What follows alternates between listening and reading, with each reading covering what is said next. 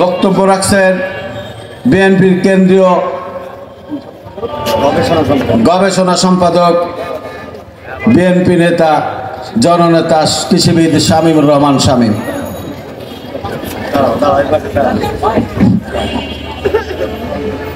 বিসমিল্লাহির রহমানির রহিম। হাসবুনাল্লাহু ওয়া নি'মাল ওয়াকিল, নি'মাল মাওলা ওয়া নি'মান নাসির। ঐতিহ্যবাহী খুলনা মহানগরের বহু আন্দোলন সংগ্রামের সূতিকাগার শহীদ হাদিস পার্কে খুলনার প্রাণকেন্দ্র সদর থানা বিএনপির দ্বিবার্ষিক সম্মেলন এবং কাউন্সিল অধিবেশনের সম্মানিত সভাপতি কে এম হুমায়ুন কবির, অত্র থানার আহ্বায়ক বিএনপির, এবং বিনা প্রতিদ্বন্দ্বিতায় যিনি নির্বাচিত হয়েছেন এই কাউন্সিলে, নবনির্বাচিত সভাপতি সদর থানার কে এম হুমায়ুন কবির। উপস্থিত রয়েছেন আজকের এই সম্মেলনের উদ্বোধক, আমাদের অভিভাবক শহীদ রাষ্ট্রপতি জিয়া রহমানের সাথে থেকে যিনি জাতীয়তাবাদী দল করার সুযোগ পেয়েছিলেন, সেই অবধি থেকে দীর্ঘ পথ সংগ্রামের মধ্য দিয়ে পাড়ি দিয়ে আজকের খুলনা মহানগরে বিএনপির আহ্বায়ক, নন্দিত জননেতা, বিএনপির আহ্বায়ক মহানগরের অ্যাডভোকেট শফিকুল আলম মনা। উপস্থিত রয়েছেন বীর মুক্তিযোদ্ধা জাতীয় নির্বাহী কমিটির অন্যতম সদস্য, বাগেরহাটের কৃতি সন্তান, সাবেক সংসদ সদস্য শেখ মুজিবুর রহমান। আর উপস্থিত রয়েছেন জাতীয় নির্বাহী কমিটির সদস্য, সাবেক সংসদ সদস্য, বাগেরহাটের কৃতি সন্তান সৈয়দা নার্গিস আলী। উপস্থিত রয়েছেন এই মহানগরের বিএনপির সদস্য সচিব, ছাত্র রাজনীতি, যুব রাজনীতি থেকে সফলতার সাথে যিনি জাতীয় রাজনীতিতে পদার্পণ করেছেন, অভিষিক্ত হয়েছেন জনগণের শ্রদ্ধা ভালোবাসায়, ত্যাগী সাহসী নেতৃত্ব শফিকুল আলম তুহিন।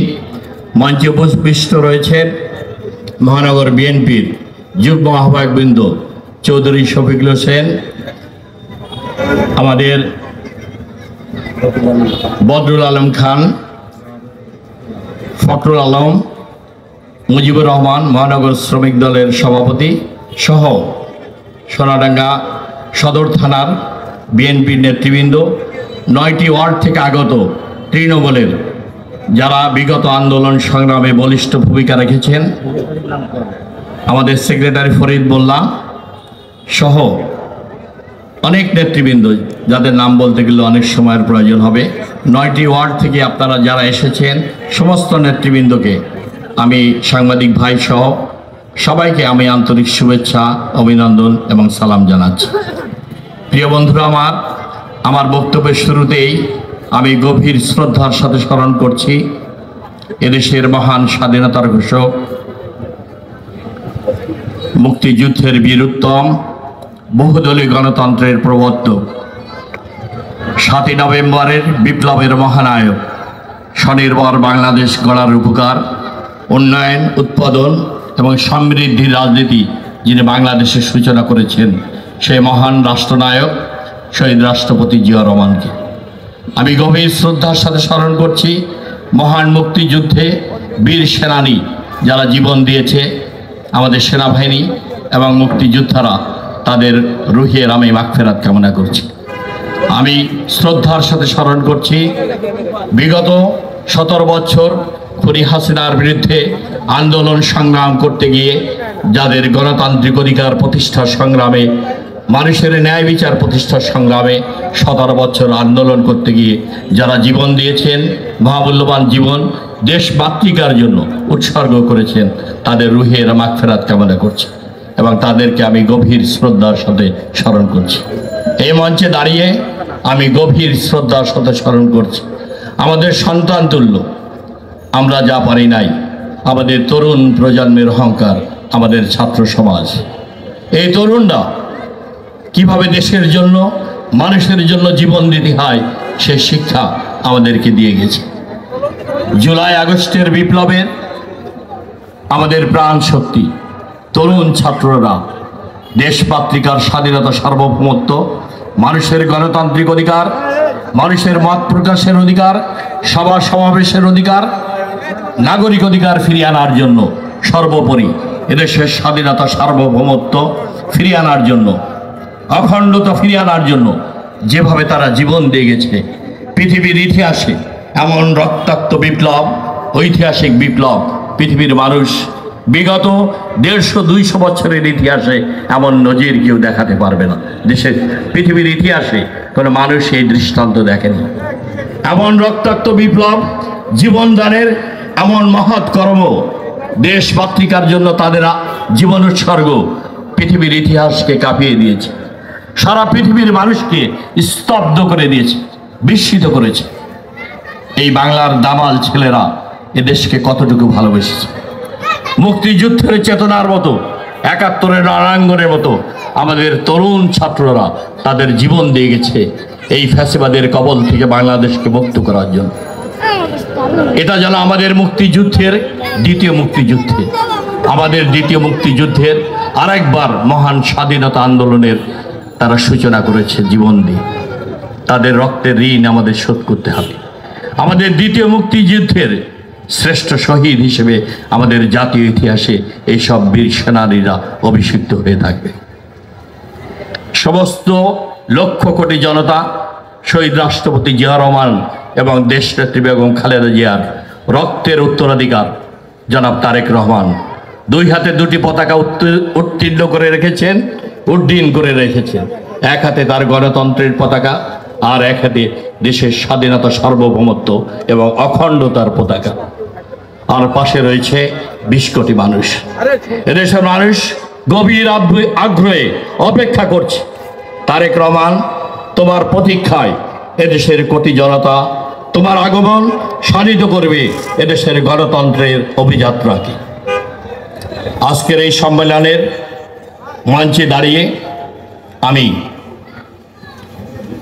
শ্রদ্ধার সাথে স্মরণ করছি আজকের খুলনা মহানগর বিএনপির 5টি থানা রয়েছে, 31টি ওয়ার্ড রয়েছে, 3টি ইউনিয়ন রয়েছে। বর্তমান নেতৃত্ব শফিকুল আলম রানা এবং তুহিনের নেতৃত্বে যুগ্ম আহ্বায়কবৃন্দ, আহ্বায়ক কমিটির সদস্যবৃন্দ, আমাদের ভারপ্রাপ্ত চেয়ারম্যান তারেক রহমান যখন থেকে এই কমিটি দিয়েছেন, বিগত কত বছর হবে এটা? কত বছর হয়েছে? 2 বছরের অধিক সময় এই কমিটি দায়িত্ব পালন করছে, 3 বছর। অত্যন্ত আমি আনন্দিত, আমি খুশি হয়েছি এবং আমাদের ভারপ্রাপ্ত চেয়ারম্যানও বারবার বলেছেন খুলনা মহানগর বিএনপি একটি মডেল স্থাপন করেছে। আমি সোনাডাঙ্গা থানায় যখন আহ্বায়ক কমিটি হয় আমি তখন উপস্থিত ছিলাম। ভোটের মাধ্যমে থানার আহ্বায়ক কমিটি গঠিত হয়েছে। প্রত্যেকটি ওয়ার্ডের তৃণমূলের সমস্ত কর্মীরা ভোটাধিকার প্রয়োগ করে নির্বাচিত করেছেন তাদের নেতাদেরকে। এভাবেই শুধু খালিশপুর থানা বাকি রয়েছে। গতকালকে আমান ভাই আমি সহ ছিলাম সোনাডাঙ্গা থানায়, ভোটের মাধ্যমে প্রেসিডেন্ট সেক্রেটারি, অর্গানিক সেক্রেটারি নির্বাচিত হয়েছে। সেখানে 7টি ওয়ার্ডের 497 জন কাউন্সিলর ডেলিগেট তারা তাদের ভোটাধিকার প্রয়োগ করে সভাপতি, সাধারণ সম্পাদক এবং অর্গানিক সেক্রেটারি ভোটের মাধ্যমে নির্বাচিত করেছে। এমন দৃষ্টান্ত বাংলাদেশের কোনো জেলাতে অধিষ্ঠিত হয়নি। সেই হিসাবে তৃণমূলের নেতা কর্মীদের মতামতের ভিত্তিতে খুলনার প্রত্যেকটি ওয়ার্ডে, ইউনিয়নে, 3টি ইউনিয়নে এবং 5টি থানায় ভোটের মাধ্যমে নেতা নির্বাচনের এই দৃষ্টান্ত বাংলাদেশ জাতীয়তাবাদী দলের মধ্যে অনুকরণীয় দৃষ্টান্ত মডেল স্থাপন করেছে। আমি মনে করি দলের মধ্যে গণতন্ত্র চর্চার এটি একটি প্রকৃষ্ট মাধ্যম হিসেবে অনুকরণীয় হয়ে থাকবে আমাদের জাতীয় রাজনীতিতে। আমি তাদেরকে ধন্যবাদ এবং কৃতজ্ঞতা জানাই। আমাদের ভারপ্রাপ্ত চেয়ারম্যান তারেক রহমানের বিশ্বস্ত সহকর্মী, এই খুলনার জনপদের মাটি মানুষের নেতা, খালিশপুরের নেতা। খালিশপুরে তার জন্ম, তার পিতাও এখানে চাকরি করতেন শিল্পাঞ্চলে। আমাদের নিসপিন্ডের পাশেই শ্রমিক অধ্যুষিত এলাকায় রকিবুল ইসলাম বকুল নন্দিত জননেতা, তিনি অসুস্থ রয়েছেন, হাসপাতালে ভর্তি রয়েছেন, তার জন্য আপনারা দোয়া করবেন। তিনি এই দলকে, এই মহানগরকে, দক্ষিণাঞ্চলে বিএনপিকে শক্তিশালী করার জন্য ভারপ্রাপ্ত চেয়ারম্যান তারেক রহমানের নির্দেশনায়, পৃষ্ঠপোষকতায় রাত দিন কাজ করে যাচ্ছেন। সময় ত্যাগ তিতিক্ষার মাধ্যমে তিনি এই দলকে তৃণমূল থেকে শক্তিশালী পর্যায়ে গড়ে ওঠার ক্ষেত্রে বলিষ্ঠ ভূমিকা পালন করে যাচ্ছে। এক ঝাঁক তরুণ নেতৃত্ব যারা ছাত্রদল, যুবদল, স্বেচ্ছাসেবক দলে ছিলেন তাদেরকে মহানগরের যুগ্ম আহ্বায়ক পদে পদোন্নীত করেছেন, তাদেরকে দায়িত্ব পালন করার সুযোগ সৃষ্টি করে দিয়েছে। আমি মনে করি রকিবুল ইসলাম বকুল এবং আজিজুল বারী হেলাল দুজনেই আমাদের এই মাটি মানুষের জনপ্রিয় নেতা এবং খুলনার জনপদের মাটি মানুষের নেতা। তারা এই দলকে শক্তিশালী করার ক্ষেত্রে দক্ষিণাঞ্চলে বলিষ্ঠ ভূমিকা পালন করে যাচ্ছে। আমাদের সাবেক নেতা তরিকুল ইসলাম আরেকজন বলিষ্ঠ নেতৃত্ব দক্ষিণাঞ্চলে, তার সুযোগ্য উত্তরসূরি ভারপ্রাপ্ত সাংগঠনিক সম্পাদক অনিন্দ্য ইসলামও আমাদের সাথে ভূমিকা পালন করে কাজ করে যাচ্ছেন এই দক্ষিণাঞ্চলে খুলনা বিভাগের ইয়েতে। তার প্রতিও আমি শ্রদ্ধা জানাই, সম্মান আমি প্রদর্শন করি। আমাদের সমস্ত নেতাকর্মী যারা গত 17 বছর আন্দোলন সংগ্রামে জীবন দিয়েছে এই মহানগরে এবং ত্যাগ স্বীকার করেছে, জেল জুলুমের শিকার হয়েছেন, তাদের সবাইকে আমি শ্রদ্ধার সাথে স্মরণ করি। যারা শহীদ হয়েছেন তাদের রুহের মাগফিরাত কামনা করি। আমি মনে করি আমাদের সামনে একটি কঠিন সময় এসে দাঁড়িয়েছে। প্রিয় বন্ধুরা আমার, আমাদের প্রাথমিক বিজয় হয়েছে, আমাদের চূড়ান্ত বিজয় কিন্তু আমাদের হয়নি। আমাদের মনে রাখতে হবে, যতক্ষণ পর্যন্ত সব দলের অংশগ্রহণে রাষ্ট্রীয় সংস্কারের মাধ্যমে গুরুত্বপূর্ণ যৌক্তিক বিষয়ে স্বল্প সময়ের মাধ্যমে সিভিল প্রশাসনে, বিচার বিভাগে, আমাদের পুলিশ বিভাগে, বিভিন্ন গুরুত্বপূর্ণ দপ্তর অধিদপ্তরে এখনো পতিত স্বৈরাচারের দোসররা ঘাপটি মেরে বসে রয়েছে। এই অন্তর্বর্তী সরকার নোবেল লরিয়েট, এদেশের আন্তর্জাতিক খ্যাতিসম্পন্ন ব্যক্তিত্ব, আমাদের অত্যন্ত শ্রদ্ধেয় ডক্টর মোহাম্মদ ইউনূস সাহেবের এই সরকারকে আমরা প্রথম থেকে সহযোগিতা করে আসছি, অভিনন্দন জানিয়ে আসছি। এই সরকার দেশি বিদেশি ষড়যন্ত্রের শিকার হচ্ছে, বহুবিধ চ্যালেঞ্জের সংকটে এই সরকার পড়ে রয়েছে। এই সরকারকে আমাদের সহযোগিতা করতে হবে যে কোনো মূল্যে। আমরা চাই না এই সরকার ব্যর্থ হোক। এই সরকারের হাত ধরেই বাংলাদেশকে গণতান্ত্রিক শাসন ব্যবস্থায় আমাদেরকে ফিরে আনতে হবে। এটি সবচেয়ে বড় চ্যালেঞ্জ এবং সংকটের মধ্যে রয়েছে বাংলাদেশ। আপনারা দেখেছেন খুনি হাসিনা ওয়াল স্ট্রিট জার্নালে এসেছে, বিশ্বের গণমাধ্যমে এসেছে। দক্ষিণ এশিয়ার 3 জন খুনি চিহ্নিত হয়েছে আন্তর্জাতিক গণমাধ্যমে।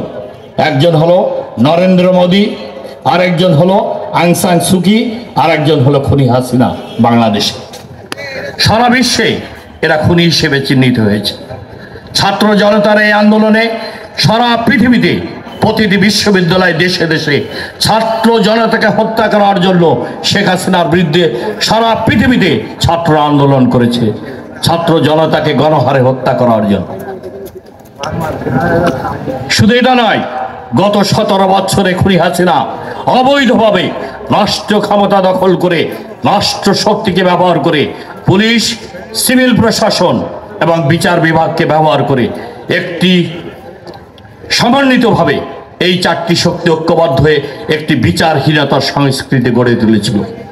শুধুমাত্র তরুণ এবং যুবকদেরকে হাতে অস্ত্র মাদক তুলে দিয়ে রাজনৈতিক হাতিয়ার হিসেবে ব্যবহার করে অবৈধভাবে জনগণের ভোটাধিকার কেড়ে নিয়ে নীল নকশার তামাশার নির্বাচন করে প্রহসনের নির্বাচন।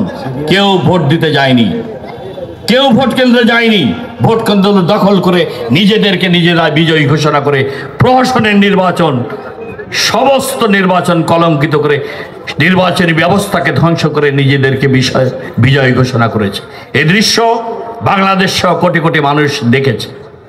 এই রাষ্ট্রীয় ক্ষমতায় থেকে তারা লুটপাট, দুর্নীতি করে সমস্ত সাংবিধানিক এবং জাতীয় প্রতিষ্ঠান, সমস্ত গুরুত্বপূর্ণ দপ্তর, কৃষি সেক্টর, শিক্ষা সেক্টর, আমাদের স্বাস্থ্য সেক্টর, স্থানীয় সরকার বিভাগ, সড়ক যোগাযোগ বিভাগ, গুরুত্বপূর্ণ অংশ রাষ্ট্রের সাংবিধানিক এবং জাতীয় প্রতিষ্ঠানগুলোকে দলীয়করণ করে, লুটপাট করে ধ্বংসযজ্ঞে পরিণত করেছে। বাংলাদেশ এখন একটি মৃত্যু পতাকায় ধ্বংসস্তূপের উপর দাঁড়িয়ে আছে। প্রিয় বন্ধুরা আমার, এই জায়গা থেকে বাংলাদেশকে টেনে তুলতে হলে একটি অবশ্যই এই অন্তর্বর্তীকালীন সরকারের কাছে আমাদের দাবি, আপনারা যৌক্তিক সময়ের মধ্যে গুরুত্বপূর্ণ বিষয়ে সংস্কার করে মানুষের অধিকার ফিরিয়ে দিতে হবে। আর সে অধিকার কি? গণতান্ত্রিকভাবে নির্বাচিত পার্লামেন্ট, মানুষ যাতে ভোটাধিকার প্রয়োগ করে সব দলের অংশগ্রহণে অবাধ নিরপেক্ষ নির্বাচনের মাধ্যমে তারা যেন ভোটাধিকার প্রয়োগ করে তাদের ইচ্ছামতো প্রতিনিধি পার্লামেন্টে নির্বাচিত করতে পারে, সেটি হলো বাংলাদেশের জন্য সবচেয়ে বড় চ্যালেঞ্জ হিসেবে দাঁড়িয়েছে। আপনারা জানেন, শহীদ রাষ্ট্রপতি জিয়া রহমান জাতীয়তাবাদী দলকে সৃষ্টি করেছিলেন স্বাধীনতার ঘোষণা দিয়ে। দুটি ঐতিহাসিক মুহূর্তে শহীদ রাষ্ট্রপতি জিয়া রহমান ঐতিহাসিক ভূমিকা পালন করেছে। এক হলো ৭১-এর স্বাধীনতা যুদ্ধে তিনি প্রথম বিদ্রোহ করেছেন অস্ত্র হাতে পাকিস্তানিদের বিরুদ্ধে, স্বাধীনতার ঘোষণা দিয়েছেন, অস্ত্র হাতে দিশেহারা মানুষকে দিশা দিয়েছেন, আলোক পত্রিকা জ্বালিয়ে দিয়েছেন, সমগ্র জাতিকে ঐক্যবদ্ধ করে যুদ্ধের আহ্বান দাঁড়িয়ে পাকিস্তানি হানাদার বাহিনীদের বিরুদ্ধে রুখে দাঁড়ানোর শক্তি সাহস তিনি দেখিয়েছেন। আর তার নেতৃত্বেই মুক্তিযুদ্ধের বীরত্তম এদেশের স্বাধীনতার সূর্যকে ছিনিয়ে এনেছে। তৎকালীন সময় অনেক রাজনৈতিক ব্যক্তিত্ব আত্মসমর্পণ করে নিরাপদে পাকিস্তানি বাহিনীর হাতে চলে গিয়েছে। রাজনৈতিক নেতৃত্ব দিতে